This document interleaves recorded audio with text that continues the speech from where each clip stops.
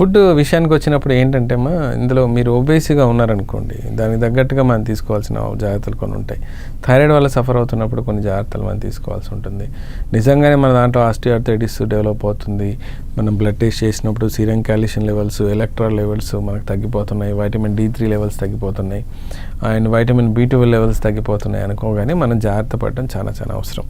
ఎందుకంటే వీటిని ఏం చేస్తుంటే మీరు రెగ్యులర్గా చేసే పని ఒకటి, దానివల్ల అరుగుదల మొదలవుతుంది. కానీ బాడీ ఏం చేస్తుందంటే రేపు నైట్ మళ్ళీ మీరు పడుకున్నప్పుడు రికవర్ చేయడానికి, లేకపోతే దాంట్లో కొంచెం దాని తరహాలో దాన్ని కోపప్ చేసుకోవడానికి, లేకపోతే తగ్గించుకోవడానికి ప్రయత్నం అది చేస్తూ ఉంటుంది. దానికి కావాల్సిన బేసిక్ రా మెటీరియల్ దానికి అవైలబిలిటీలో ఉండాలి.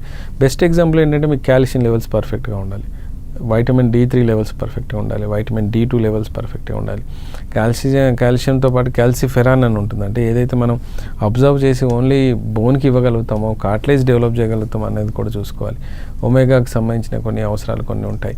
కొన్ని వైటమిన్స్ కూడా, వైటమిన్ B12 లాంటివి కూడా మనకు అవసరం పడుతూ ఉంటుంది. సో ఇవన్నీ మనకు బాడీలో సఫిషియెంట్గా ఉందనుకోండి, మీకు ఎటువంటి మెడికేషన్స్ అవసరం లేదు, ఆటోమేటిక్గా అది రికవర్ చేసుకునే ప్రయత్నం చేస్తుంటుంది. అందుకని ఈ డైట్ చాలా ఇంపార్టెంట్ పడుతూ ఉంటుంది. మీరు తీసుకున్న డైట్ ఎలా ఉంటుంది, ఖచ్చితంగా కాల్షియం రిచ్ ఉందా, ఎగ్ వైట్స్ ఉన్నాయా, పాలు ఉన్నాయా, కొంతవరకు నాన్ వెజిటేరియన్ మీకు యాడప్ చేసి ఉన్నారా, లేదు మీరు రెండోది ఏంటంటే వైటమిన్కి సంబంధించి మార్నింగ్ టైంలో మనకు ఎండకు ఎక్స్పోజ్ అవుతున్నామా లేదా, వైటమిన్ D3 మన బాడీలో సఫిషియెంట్గా ఉంటుందా లేదా రికవర్ చేసుకోవడానికి అనేది చాలా ఇంపార్టెంట్.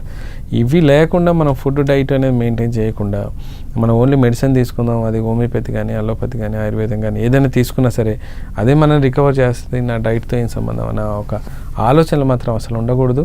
ఎందుకంటే అది మిమ్మల్ని చాలా ఇబ్బంది పడుతుంటుంది. అంటే మెడిసిన్ ఇచ్చామా రికవర్ అయినట్టుగా అనిపిస్తుంది, మందులతో బాగా తగ్గినట్టు ఉంటుంది, అది పర్మనెంట్ రిజల్ట్స్కి రీచ్ అవ్వదు. మందులు మానేసాము 1-2 మంత్స్లో మళ్ళీ మొదలు వస్తుంది, లేదా మందులు మానేసిన 6 మంత్స్కి వస్తుంది, ఈసారి వచ్చినప్పుడు చాలా గట్టిగా వస్తుంది, నొప్పి తట్టుకోలేంత వస్తుంది. అసలు కొంతమంది అయితే మోకాళ్ళ మీద లేచేసి అలాగే కూలబడిపోతూ ఉంటారు, ఆ జాయింట్ లాకింగ్ అలా అయిపోతుంటుంది.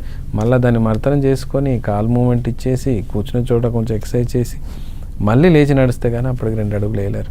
పోనీ నడుస్తున్నప్పుడు టక్ మన 2 జాయింట్స్ మధ్య క్లంచ్ టైప్ వచ్చేస్తుంటాయి. ఎందుకంటే మధ్యలో గుజ్జిపోయింది, కాట్లే జరిగిపోయింది, ఇమ్మీడియట్గా పడిపోతారు. ఎందుకంటే ఇవి కూర్చొని పడిపోయాయి అంటే మీకు ఎట్టి పరిస్థితుల్లో నడకలో బ్యాలెన్స్ ఉండదు, పడిపోతారు. అండ్ ప్రతిదానికి మనిషి అన్నవాడు మూమెంట్ లేకుండా అయితే ఏ పని చేయలేని పరిస్థితి. మూమెంట్ చేసినప్పుడు నొప్పి ఉన్నప్పుడు ఇంకా అది నా వర్ణాతీతం. ఈవెన్ మీకు కాలకృత్యాలు తీర్చుకోవాలన్నా మార్నింగ్ లేచి ఆ మూమెంటే లేకపోతే చాలా చాలా ఇబ్బంది పడుతూ ఉంటారు.